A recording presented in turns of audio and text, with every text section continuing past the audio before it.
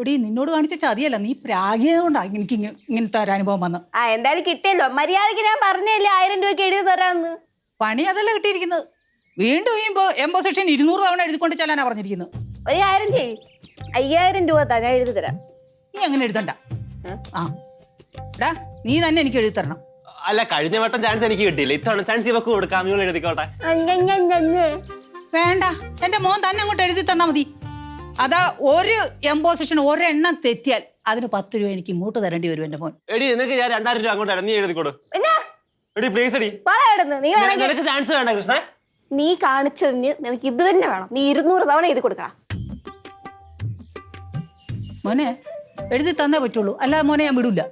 എനിക്ക് വിവരം വിദ്യാഭ്യാസം കുറവല്ലോ, അച്ഛൻ മോനെ എഴുതിയാ പോരെ. മര്യാദ എഴുതാടാ. എന്റെ ഈ കൈ വർക്കാവൂല, എനിക്ക് ഈ കണ്ണ് എഴുതാൻ പറ്റൂല.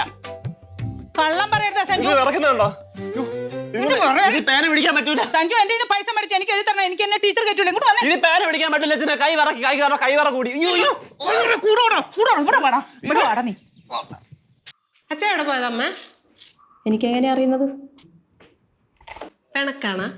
പിണക്കാണെങ്കിൽ ഞാൻ മാറ്റിത്തരാം. നമ്മളെ പിണക്കൊക്കെ മാറ്റാൻ നീ ആയോ?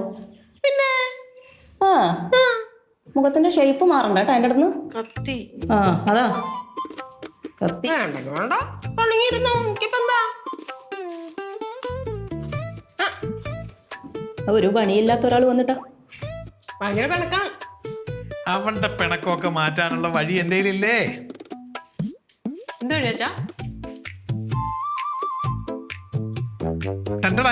നല്ല പെടക്കുന്ന നോട്ടുകൾ കണ്ടിട്ടുണ്ടോ?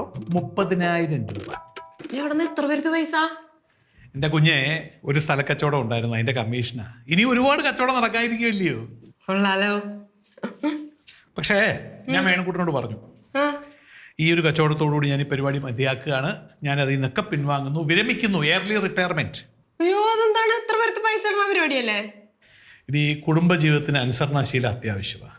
എൻ്റെ പ്രിയങ്കരിയായ ഭാര്യയ്ക്ക് ഞാൻ ഈ പണിക്ക് പോകുന്നു, കമ്മീഷൻ മേടിക്കുന്നതൊന്നും ഇഷ്ടമല്ല. ഞാൻ എവിടെയെങ്കിലും ജോലിക്ക് പോകുന്നു അവർക്ക് ഇഷ്ടം. അങ്ങനെ ആയിക്കോട്ടെ. അല്ല, അപ്പം നിങ്ങളെ ആഗ്രഹങ്ങളോ?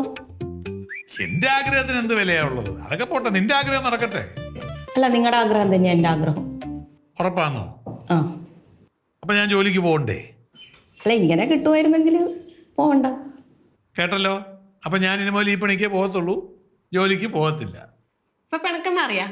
എനിക്കൊരു പിണക്കവും ഇല്ലല്ലോ. അല്ലെങ്കിലും രണ്ടുപേരും കൈയൊക്കെ കൊടുത്ത് സെറ്റാവും. കൈയൊന്നും കൊടുക്കണ്ട. അതെന്താ കൈ കൊടുത്തോ കുഴപ്പം?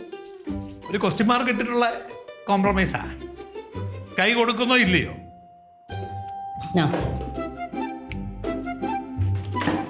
അത് വേണ്ട.